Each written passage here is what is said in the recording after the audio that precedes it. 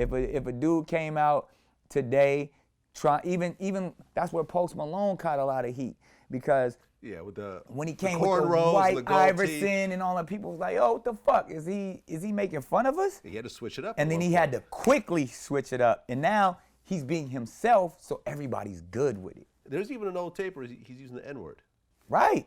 Post Malone. Yeah, I believe it. I'm pretty sure they trying to pay as many people as they can pay to make sure that tape doesn't resurface. Right. But even the same thing, like even I know you put it up there too, like the tape of Justin Bieber being silly and only one less lonely nigger and all this type of stuff. Like, I can't believe people forgave him after that. That was one of those where it's like, come on, like y'all don't remember this.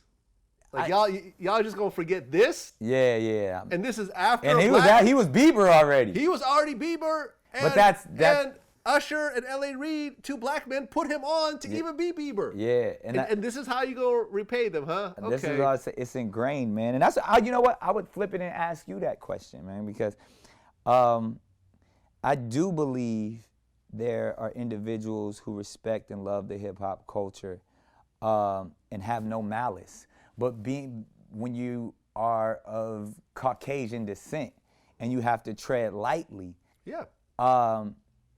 is that something like, do you feel welcome or do you understand the boundaries? Because we gonna call bullshit whether you my best friend or not. If you said nigga in this interview, I'm like, I ain't fucking with you, Vlad. Like, I can't rock with you because there's so many, as cool as we are, there's just so many things that come with that energy that negate any type of friendship. And it's heightened at such a level now because of this current administration, because of the white nationalist movement and the supremacy is gotten out of hand in such a way that we ultimately feel, I'm telling you, this is true facts, as a culture, and I'm generalizing here, we believe that all white people have a level of racism in them. Well, I think they all do.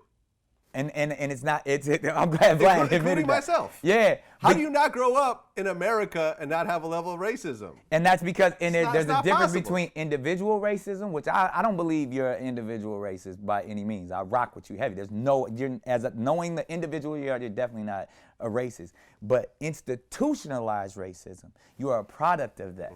And you have benefited from that. And when, as a black man who's trying to do away with institutional racism, when certain things are said or provoked, you're like, hey, just on that white people shit.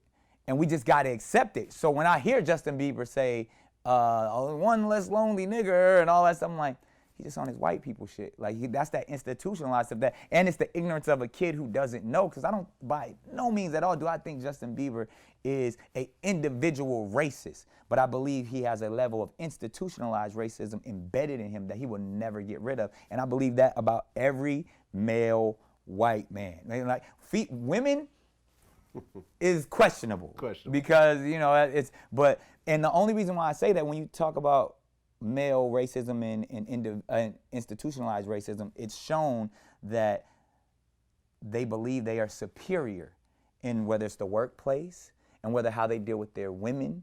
It's been embedded that the white man is the elite. And it's proven that way across the world. And that's why I say Donald Trump and this administration is the personification of what racism truly is. Even when he's like, I'm not racist, he may not be, he does, because he used to hang out with Diddy and Russell and all of them, and fuck black chicks, then he think, oh, I stuck my dick in a black girl. How could I be racist? Like, no, you're a product of institutionalized racism, and you wear it like a badge of honor. Like, you didn't come from the mud. You stepped on the backs of people to get to where you are, and now that you're in an elite position, you talk down to them. That's racism, classism, sexism, you're all the isms wrapped up in one. Right. But again, you know, I think Chris Rock said it the best. He was like, I've never met a white man that would ever want to trade positions with me. He's like, you can find a white janitor in here right now. He's like, now I'm gonna ride this white thing out. he's like, and I'm rich. It's just the idea of there's this superiority that is embedded in you from the time that you're born as a white man that I've yet to meet too many that don't possess it, because even as males, we have it. As males, I always say sexism is a bigger problem than racism, because as males, we truly believe we're superior over women. We ain't birthed not one goddamn baby, but we truly, in every culture from the beginning of time, it has always been taught that man is here and woman is here. Yeah. And it's just like, we can't get away from that shit, just like we can't get away from racism. Well, first of all, I think no human wants to feel like they're the bottom of the barrel. Facts. Period. Facts. Period. Facts. So every human is always looking for someone that's beneath them in some sort of fashion to make themselves feel better. Well, that's what the system does. That's what the system That's does. exactly. The system makes the middle class, they have to have somebody that they're better than, so Right. they'll never want to achieve their elite status. You got to say, oh, but you're better than those people down at the bottom, and they're your problem, not us up here. Yeah, so you could say, well, at least I'm not black, or at least I'm not a woman, or Yeah. at least I'm not gay, or at least Right. I'm not transsexual, or at least I'm not poor. Right. It could go on and on That's and the on controlling and on concept. and on and on. It goes forever. Yeah. And I remember I didn't quite really understand black-white relations until I went to Africa. I went to Senegal. Right. And I got to see a level of tension that America just has, like a borderline base level of tension between blacks and whites. Like when I would walk down the street and me and a black man would Yeah. our eyes would meet and there'd be some sort of like something. apprehension, something. Not Yeah. not anger or Just danger, cautious, but just just aware. a cautiousness between the two of us. When I went to Africa, and there was none of that. I'd walk by black people in Africa and they'd be like, "Hey, what's up?" And I'd be like, Yeah. "Hey, what's up?" And I'm like, "Oh, You know what- America, yeah. here we go." I'm starting to really understand. This- So I feel like every person in America needs to go to Africa to understand this. This fucked me up. I was in Uganda, and a riot in the streets break out. Okay. In fucking Uganda. I'm in the middle, we making a documentary. I'm like, oh shit, literally police cars right in front of our car, swing in the middle of the road, jump out, everybody got AKs, the streets going crazy. This one dude, I don't know why they wanted him so bad. He's in custody on the ground. He breaks free, starts swinging on like 6 cops with AKs. I was like, it's over. I was like, it's about to go down right now. They He's about to dead. blast him. He's dead.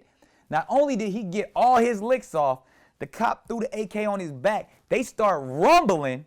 The dude gets the better of the cop. Cop stumbles back. Dude takes off, jumps out of the police truck, runs down the street. The whole street starts cheering for the motherfucker running. I'm like, what the fuck just happened? Because in America, if you even look at a cop the wrong way, he's gonna take that weapon and he's gonna get it popping. And I started asking this question. It was like, one, these officers think using your gun is weak. They rather throw the AK around behind their back and get them up and say, I can take you one-on-one. And if you get the better of me, you live to see another day. You still gonna go to jail. We still gonna beat your ass, but we're not gonna kill you. And that's because they're the same. They don't think one is superior. The way I believe I'm superior over you is if I put these hands up and I knock your ass out. Not because of the power of this gun or not because of the color of my skin. That shit fucked me up. Because I was like, that's the problem with America. The people who are policing us think they're better than us. When you should you should police each other.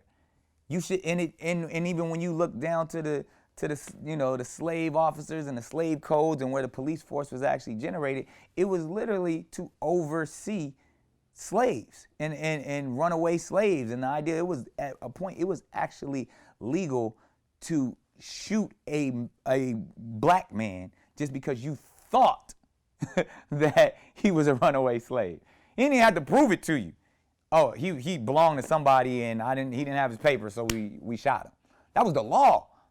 And that's where the police force was created. So you can't create something of unity and union in a country that was established off of this. And like you said, Africa, that's when it was clear for me. I was like, little dude was in the wrong. He was a criminal. He was fucking shit up. And he was swinging on 6 officers, and not one of them aimed their gun at him. And that shit fucked me up.